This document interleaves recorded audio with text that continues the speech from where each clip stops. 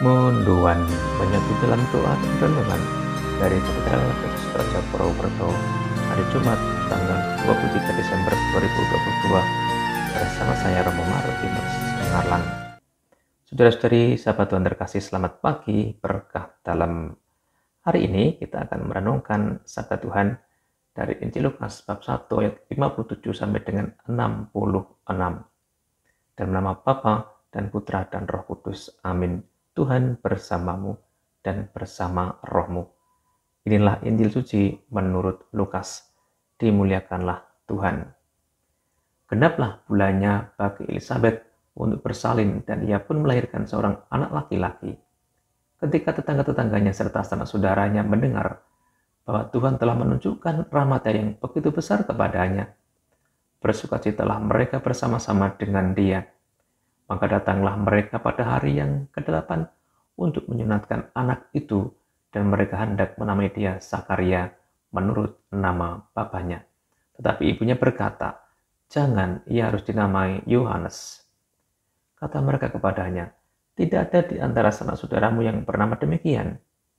Lalu mereka memberi isyarat kepada bapaknya untuk bertanya nama apa yang hendak diberikannya kepada anaknya itu. Ia meminta batu tulis lalu menuliskan kata-kata ini. Namanya adalah Yohanes. Dan mereka pun heran semuanya. Dan seketika itu juga terbukalah mulutnya dan terlepaslah lidahnya. Lalu ia berkata-kata dan memuji Allah. Maka ketakutanlah semua orang yang tinggal di sekitarnya. Dan segala peristiwa itu menjadi buah tutur di seluruh pegunungan Yudea.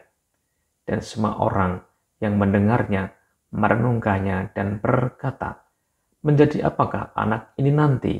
Sebab tangan Tuhan menyertai dia." Demikianlah sabda Tuhan. Terpujilah Kristus. Saudara-saudari sahabat Tuhan yang terkasih, kisah kelahiran Yohanes mengubah sikap iman Zakaria ayahnya. Ketika Zakaria mendapat kabar dari malaikat akan kelahiran anaknya, Zakaria ragu-ragu dan kurang percaya. Maka dia mengalami bisu, tidak bisa berbicara selama Elizabeth mengandung. Namun akhirnya janji Allah terjadi. Zakaria makin percaya pada Allah dan setia pada kehendak Allah, walau dalam kebisuannya. Maka sesudah memberikan nama Yohanes sesuai kehendak Allah, Zakaria sembuh dari bisunya dan mulai bisa berbicara kembali. Saudara-saudari sahabat Tuhan terkasih, kita belajar pada Zakaria untuk tetap menjadi orang yang percaya pada kehendak Allah dan taat padanya. Kita dipanggil untuk tetap percaya pada janji Allah dan taat pada kehendak Allah. Ketika kita punya masalah berat, ketika kita ada dalam kegelapan, apakah kita tetap percaya bahwa Allah menyertai?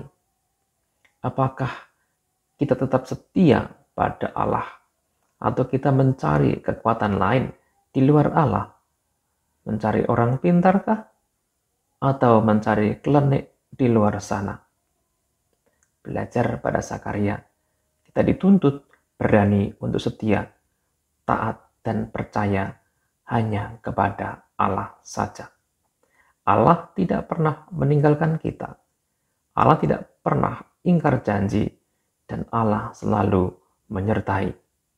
Tanpa Allah, Putra Allah, Yesus Kristus Immanuel, kita tak dapat berbuat apa-apa. Tuhan memberkati. Marilah berdoa. Allah Bapa kami yang Maha Pengasih, kami bersyukur atas kasih-Mu hari ini yang boleh kami rasakan, kami alami. Kami mohon semoga melalui sabda-Mu yang kami renungkan hari ini, kami semakin percaya akan janji-Mu. Kami semakin percaya akan rencana indah dan kehendak-Mu. Ajari kami juga untuk tetap setia hanya kepada-Mu dan tidak mengandalkan kekuatan lahir di luar Engkau, ya Allah yang penuh kasih. Berkatilah kami agar menjadi orang-orang percaya, setia dan taat pada kehendak-Mu. Dan berkatilah pekerjaan kami hari ini, agar sesuai dengan kehendak-Mu sendiri, demi Kristus Tuhan dan pengantara kami. Amin. Marilah kita mohon berkat Tuhan. Tuhan bersamamu dan bersama rohmu. Semoga Allah yang Maha Kuasa memberkati saudara sekalian dan pekerjaan hari ini, Bapa dan Putra dan Roh Kudus. Amin. Saudara-saudari, selamat beraktivitas. Tuhan memberkati. Salam mendoan.